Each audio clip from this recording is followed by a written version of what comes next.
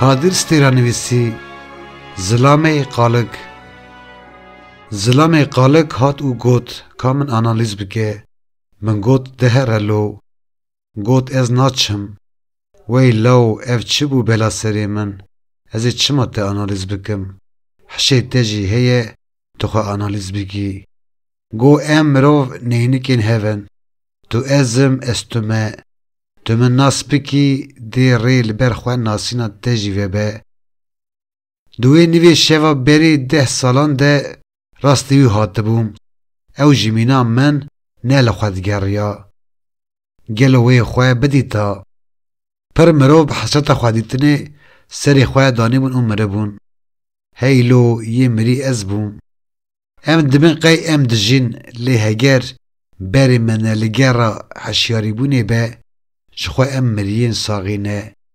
Lê di vê gerê de jî pir kemîn li ber rêya me hene. Em li xwe digerin bo em xwe bibînin. Lê em xwe bibînin wê çi bibe. Meriv çi qasî li xwe bigere û hişyar bibe wê ew qasî xwe nas bike. Lê her ku xwe nas bike wê dûrê xwe jî biçe. Ev çawa çê dibe wekî ev dibe paradoksek. Ev çawa çê dibe wekî ev dibe paradoksek. We got çi? Di her nasînekî de windabûnek jî heye. Di her hişyarbûnê de xewek jî heye. Hişyar dibim ji vê xewê. Nêzê xwe dibim. Her ku hişyar bûn zêde dibe. Ji hêlekê meriv xwe bêhtir nas dike û ji hêla din ve jî meriv dibe biyaniyê xwe. Mîna qalikên xwe biqeşêre. Rastî hin qalikên xwe yên din tê. Pirê caran em xwe di qalikê xwe de vedişêrin û naxwazin ji qalikên xwe derên. Min li der û dora xwe pir qalik rêz kiribûn. Haya min ji wan qalikan tewlê qet tune bû. Li ber bayê vê payîzê me li qalikên xwe hay dibim û dixwazim qalikên xwe bêhtirîn biqeşêrim. Payîz dûrê xwe diçe wê rengê gerdûnê biguherîne. Ez ê mîna payîzê jî qalikên xwe biguherînim.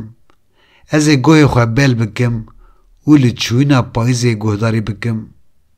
Belkî bêje qeda bi we bikeve hûn çê nabin û em jê re bêjin çima. Wê bêje hûnin ewên payîz û zivistanan daran şewitînin û havînan jî xwe din ber siya daran. Ez ê bêjme wê. Karê me mirovan ev e pirê caran nankorî dibe para me û li gorî berjewendiyên xwe em tev digerin. Lê gelo ez hûn çawa dikarin xwe ji berjewendiyên xwe pak bikin. Belkî em qalikên xwe biguherînin û li xwe bêhtir hişyar bibin. Wê çaxê dibe ku em dev ji berjewendiyên xwe jî berdin. Berjewendî karê mirovên ne ji rêzê ne. Berjewendî karê mirovên ku hay û bayê wan ji wan tune ne. Her ku tu li xwe hişyar bibî wê hêla tê anîmîzmê kurtir bibe. Tu yê bêhtir bidî dû xwe.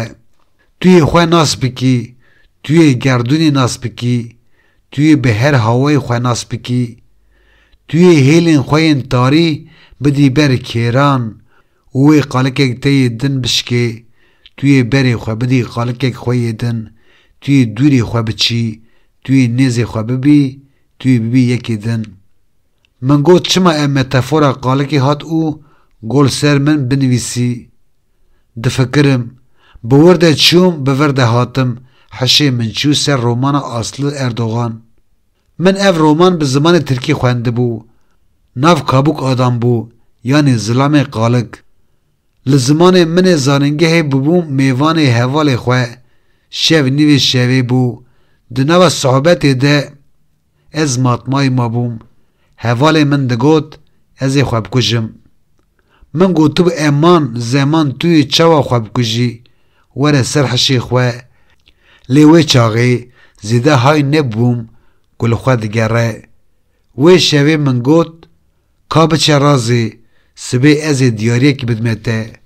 Bibû sibeh min dolaba wî ya cilan vekiribû û cilek wî ya xweşik li xwe kiribû. Jiyana komînal e ev heval. Erê jiyana komînal. ام کنیا بون ببو ایوار لکافه ما هف دیت بو من پرتوک دانمو سر ماسه وی پرتوکی بخوینه اصل اردوغان کابوک آدم قهوه ما لبر ما و چاقه خونا ما گرم بو ام لخواد گریان ما دخواست ام قالکین خواه بشکینن جبر وی بو کیفا من پر جرومان راحت بو من دیاری حوالی خواه کری بو ده نافبر ده دو سه روز چبون لاو مردینیو از سپاس تکم اف چی پرتوکا حیات بو ده نوا روژه ده بلکی سه جاران گریا بو و سپاسی خواه کری بو پشتی خواه وی رومانه نما قالا انتخاری کری بو پاشه دوی مهی ده مینا رومانا فرانس کافکا از سبه کی جمالا برای خواه در کتبون چبوم زاننگه هی لی از هاتمون گرتن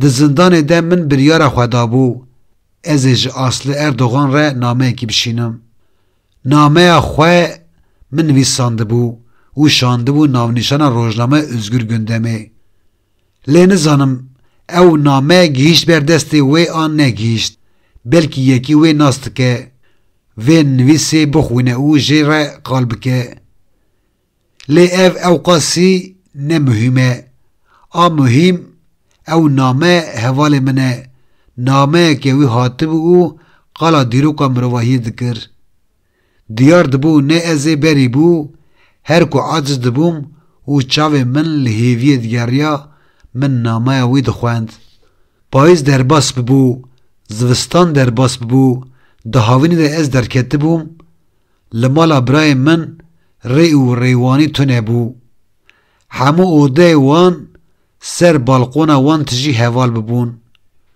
چاوه من لوی حوالی که دگوت از خواب کجم دگریا من دوی قلبالخی ده لی نپرسی بو پشتی چبو میردنی از لی گریا بوم لآمده بو ازو خارز او خواهین خواهش چبون آمده و چاقه مل آمده هفدیت بو هاتبو ام در کتبون سر سورین آمده و چاقه جمن را قلا تشتاکی نکره بو لگاوا و گریا بوم زاننگه من دیت وایت تی لی او چه حال بو دوی کلیده من گود قیل لهنگی رومانا کابوک آدم الجمنه دلنگی ویده سلطنه بو بلنگی پیخواست هاتبو جمن هر کسی لیدنی ری او پید کنیان لگوری وان دینک بو او هاتبو لی از کلجانی ببوم میرک پرتوک نخوانده بو جدلو جان جیا بو من او رومان دو جارا خواند باشه من دید که لکردستان شر باجاران هیه پسیکولوژیا من جاردن خراد بو از چون من چادرک ارزان کری ایدی ببوم گروک یک پیخواست چادران من لسر پشتا من او اوتوپیزی باجار دگریم لدارستانان چادرا خواه ودکر لبر چمان چادرا خواه ودکر لقالکین خواه دگریا هر کو قالک خواه دید دبو بیانی قالکی خواه دن هر کو مهفد دید قالا سرپاتین گروکی خواه دکر دگوت دنیو شوکی ده از چادرا خواه درکتم من خواه وکی پلکی هست کر او به دار خواه هدکشیام وی قالکین خواه دشکنان دن او نیزی خواه دبو لید چاوین جواکی ده ببو دینک گاو اسپیر دگریام حوال من خانی دگوت افتو چوا بویارا دگری اسپیر دگریام قالا خواه او گر خواه دکر گر دسپیکا شکاندن قالکان بو آنها نزانم بی لقالکا خویا چند های دبم و دخوازم ویجی بشکینم نیزی خواه دبم بگوهرینم ببم خواه وی مروی که خواه عادز دکر بهتر تیک ببم به هر آوائی خواه ناس بکم خواه به هیلین خواه ارینی و به هیلین خواه نینی قبول بکم گاو استنه خواه به هیلین خواه ارینی بنا پخینم از نب مروک لخواه شیار بوی ازم ظلام قالک جرومان اصلی اردوغان پیکیم او هاتم پرسه که من هیه گلو تو خواه به هر هوای قبول دکی te kengê da dû qalekên xwe û te got ez ê bi ser qalekên xwe ve biçim. Di wê çaxa şerê bajaran de di nava çar diwaran de bûm.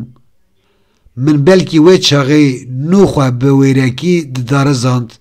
Hevalê min jî piştî ew romana hanê xwendibû dibin tesîrî de perma bû û xwe pêxas kiribû. Ez û wî û hevalek din li Mêrsînê digeriyan. Dihatin jê dipirsîn ev tu çima pêxas digerî? Me li wan dinêrî û em dikeniyan. Em çibûn li kafeyê rûniştibûn. Wê çaxê min û hevalekî xwe ku ana li Belçîkayê di Stêrk TV de dixebite me fanzînek derxista ji bo wê min pirsên xwe amade kiribûn û ji zilamê qalik pirsîbûn. Piştî reportajê ez li xwe hay bibûm, li zaroktiya xwe vegeriya bûm. Hemû pêxas digeriyam. Min sol an şimika xwe dawêt navê û pêxwas digeriyam. Pêxwasî azadî bû. Protestoyek pasî bû li hemberê civakê. Kengê min pêl têtikê camê kiribû û xwîn ji lingê min paqijî bû. Di zaroktiya xwe de îdî nema pêxwas geriya bûm. Lê gava mezin bibûm pirên caran diçûm ser rêya xam û bi lingê pêxwas min pêl axê dikir û dimeşiyam. Erê çîroka zilamê qalik didome. Kabûk Adam Aslî Erdogan roman weşanin Everest. Özgür Gündem Rojname Kurdan bû li Tirkiyeyê bi tirkî derdiket.